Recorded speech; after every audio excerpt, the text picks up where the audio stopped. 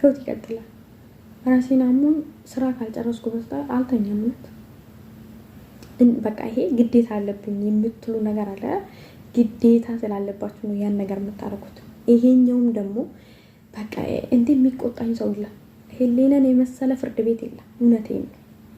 አንዳንድ ሰዎች አላችሁ ያሰባችሁን ነገር በቃ አስቤ ነበር አልተሳካም፣ ራሱ ጉዳይ። የምን ራሱ ጉዳይ ነው? ላዝም ራሳችሁ የምትሰሩትን ነገር ለራሳችሁ ቦስ መሆን አለባችሁ። ልክ መዳም ቦስ እንደምትሆንባችሁ ትቆጣኛለች፣ እንደዚህ ባላረግኩ ትቆጣኛለች፣ ስልክ እያወራው ብታይኝ ትቆጣኛለች እንደምትሉ ህሊና ይቆጣኛል። ጊዜን ስጨርስ እኮ ህሊና ይቆጣኛል። ትናንትና ፕላኔን የጻፍኩትን ካላደረግኩ እኮ ህሊና ይቆጣኛል። እንዴት እንደዛ አደርጋለሁ? ይሄ ከኔ አይጠበቅም። ራሳችሁ ለራሳችሁ ቦስ ሆኑ እንጂ ስሜታችሁ እንደሚነዳ አትሆኑ። እሺ? ጊዜ በተቀያየረ ቁጥር፣ ችግር በመጣ ቁጥር፣ የሆነ የሚያስለቅሳችሁ የሚያስከፋችሁ የሆነ ድብርት የተሰማችሁ ቀን ሁሉ ህይወታችሁ በቃ አንድ ቀን ታቆማላችሁ፣ አንድ ቀን ትቀጥላላችሁ፣ አንድ ቀን ታረጋ። እንደዛ ሲሆን ሲጀመር ይዛባል። እኔ መጽሐፍ ላይ እንዳነበብኩት ማለት ነው አንድ ሰው ለ25 ቀን ተከታታይ ነገር ለምሳሌ ጠዋት 5 ሰዓት መነሳት ካለበት ለ25 ቀን ከተነሳ ከዛም በኋላ በፍጹም ማቋረጥ እንኳን ቢፈልግ አቋርጥ። እኔ እንዳነበብኩት ማለት ነው አእምሮ የሚባል ነገር አለ፣ ይለምዳል።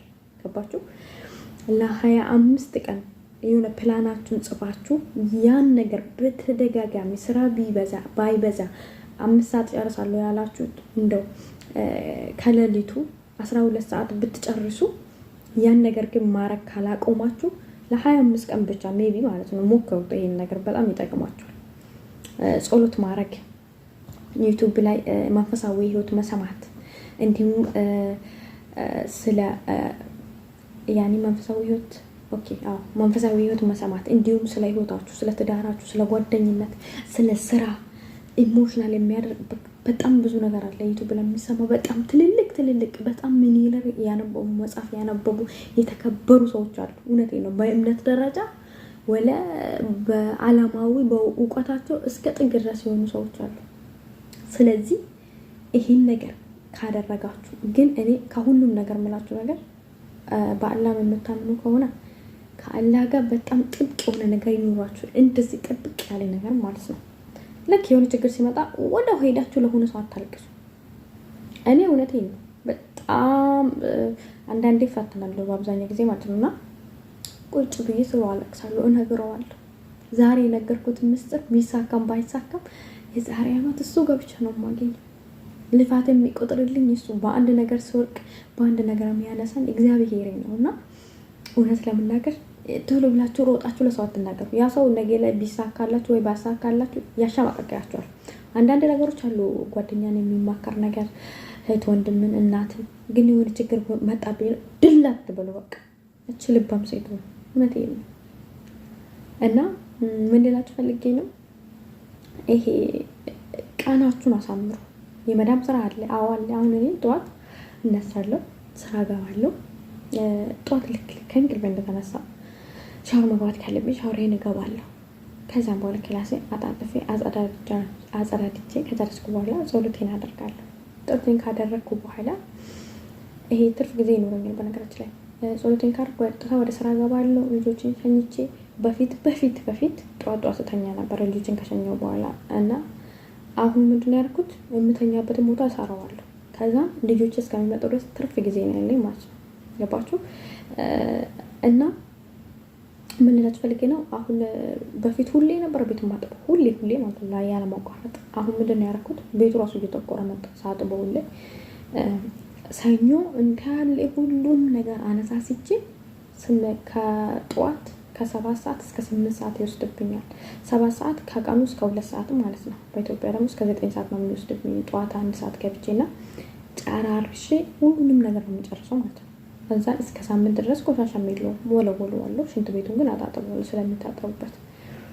ግን ነፍ ጊዜ አለ፣ በጣም ጊዜ አለኝ። ያኔ ጊዜ አለኝ ስላችሁ ቤቱን እያጸዳው አንደኛ መስመር አዳምጣለሁ ጠዋት ስነሳ። ከዛም በኋላ ደግሞ መካከለኛ ላይ መንፈሳዊ ህይወት አዳምጣለሁ።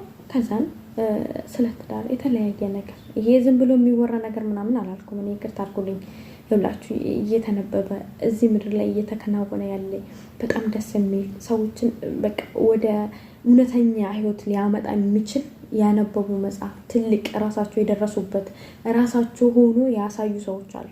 እሺ ከእንደዛ አይነት ሰዎች ነው ያልኩት። እኔ ቲክቶክ ላይ የመጣ ምናምን የሚል ሰው አላልኩም። እኔ ዩቱብ ላይ የሄደ ምናምን የሚል ሰው አላልኩም። እኔ በጣም ትልልቅ ሰዎች አሉ፣ በጣም በዚህ ደረጃ የተወራላቸው በጣም በቃ ምን ሰው የሚከተላቸው ሰው ስለሚከተላቸው ሳይሆን ከአንደበታቸው የሚወጣ ነገር ህይወታችሁ ላይ የሆነ ነገር ሊገነባ የሚችል ስህተት ካለባችሁ ስህተታችሁን ያ ነገር ውስጥ ታዩትና ታረሙበታላችሁ። የሆነ ያልጨመራችሁት ነገር ካለ ከዛ ቪዲዮ ታዳምጡ ትጨምራላችሁ። እና ሰውን አዳምጡ። እሺ ሰው ሲመክራችሁ ሰውን አዳምጡ፣ ትምህርት አዳምጡ። ትምህርት ታዳምጦ የማያልቅበት ነገር የለም። እና እንደዛ አደርጋለሁ። ከዛን ደግሞ መካከለኛ ላይ ስለ ጓደኝነት፣ እኔ ጓደኝነት በጣም ነው የምወደው፣ በጣም ነው ሬስፔክት ያለኝ ስለ ጓደኝነት እና እሱን አዳምጠዋለሁ።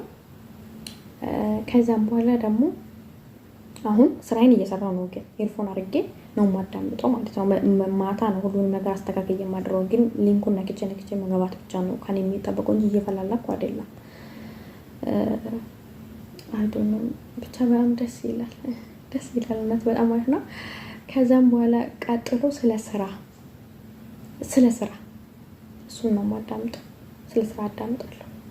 ከዛን የተለያየ ግሩፕ ይኖረኛል፣ ማውራት ጓደኛ ትኖረኛለች፣ ቤተሰብ ቴክስት መጻፍ ምናምን እሱን አደርገዋለሁ። ልብስ መተኮስ አለ፣ ልጆቼ ይመጣሉ ምናምን። ከዛ በቃ እሱን በቃ ብቻ አላቅም።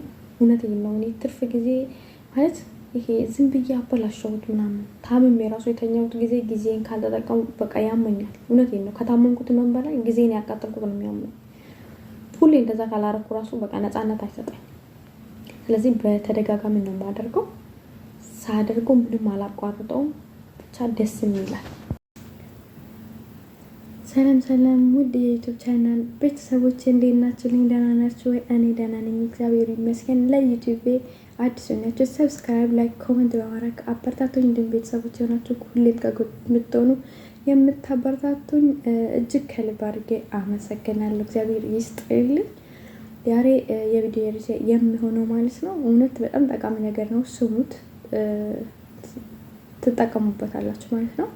እንዴት ነው ጊዜያችን በአግባቡ የምንጠቀሙ የምለው ርዕስ ነው ይዤላችሁ የመጣሁት። እንግዲህ እኔ ወይስ ለኔ የጠቀመኝን ነገር ነው ምነገራችሁ ማለት ነው። እዚህ መዳም ቤት እያለን እህት ወንድሞቻችን ማለት ነው ለእናንተ ጠቃሚ ነው እህቶች በተለየ ማለት ነው። ምክንያቱም በስልካችሁ ብዙ ነገር ነው ማድረግ የምትችሉት። ለዛም ደግሞ ጊዜ የለኝም እያላችሁ ነው ወደኋላ እያላችሁ እርማያችን ያለ ማለት ነው። ስለዚህ ዛሬ በቀላሉ እንዴት አድርገን ጊዜያችን ኮንትሮል ማድረግ እንደምንችል ልንገራችሁ።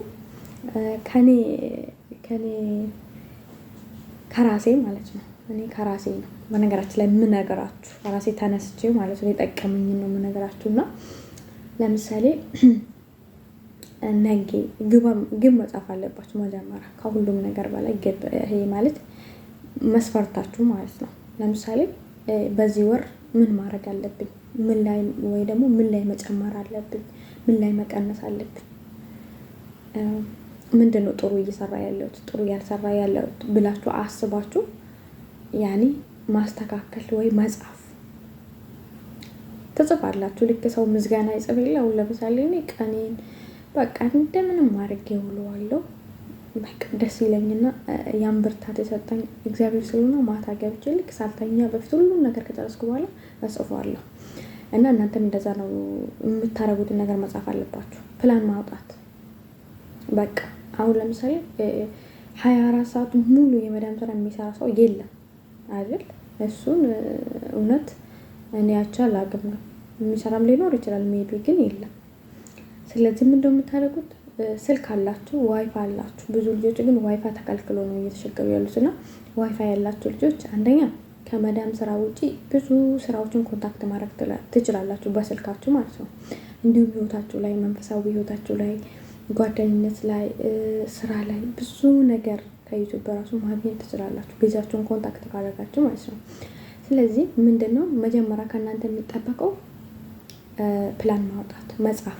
ማድረግ የምትፈልጉትን ነገር ከሳምንት እስከ ሳምንት ከወር እስከ ወር ምንድነው እኔ ማድረግ የምችለው ብላችሁ ትጽፋላችሁ። ከዛን ከጻፋችሁት በኋላ በየቀኑ የጻፋችሁ ነው የምትተገብሩት። ያኔ ለምሳሌ ጠዋት ተነስቼ ሻወር ገብቼ ክላሴን አጸድቼ ጾምቴን አድርጌ ስራዬን እገባለሁ። በፊት ስራዬን 7 ሰዓት ነበር የምገባው። አሁን ግን ከእንቅልፍ የምነሳው ደግሞ 6 ሰዓት ስለነበር አሁን 5 ሰዓት ከእንቅልፍ እነሳለሁ። በመሀል 1 ሰዓት አላችሁ ማለት ነው። በዚህ 1 ሰዓት ደግሞ የሆነ ስራ ሰራለሁ በስልክ። ከዛ 7 ሰዓት ሲሆን ወደ ስራ ይገባለሁ።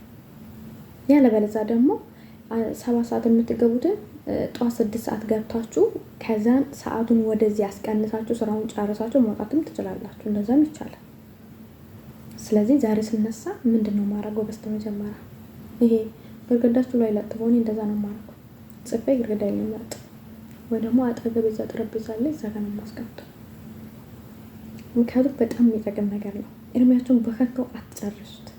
አይመቸኝም በቃ 24 ሰዓት ሙሉ በቃ ወይ ደስተኛ አይደላችሁም፣ ወይ የምትፈልጉት ቦታ አልደረሳችሁም፣ ወይ የምትፈልጉት ነገር አላደረጋችሁም፣ እየተማረራችሁ መቼ ነው ከዚህ ቤት የምወጣው የምትሉ ልጆች አላችሁ። በነገራችን ላይ እኔ ስለማውቅ ነው፣ እሺ ከኔ አጠገብ ያሉም ስለሚሉ ነው።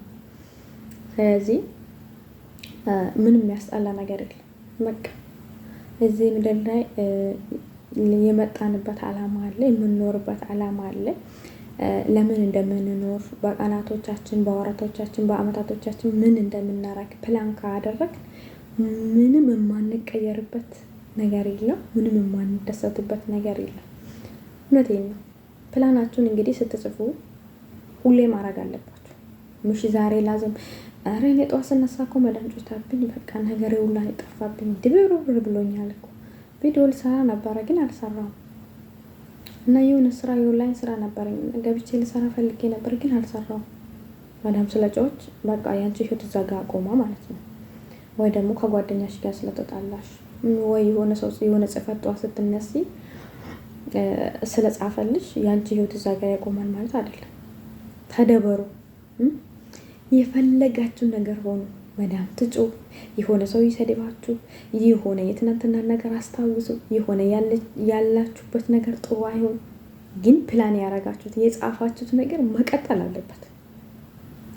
ይመች አይመች ለምሳሌ ብትታማው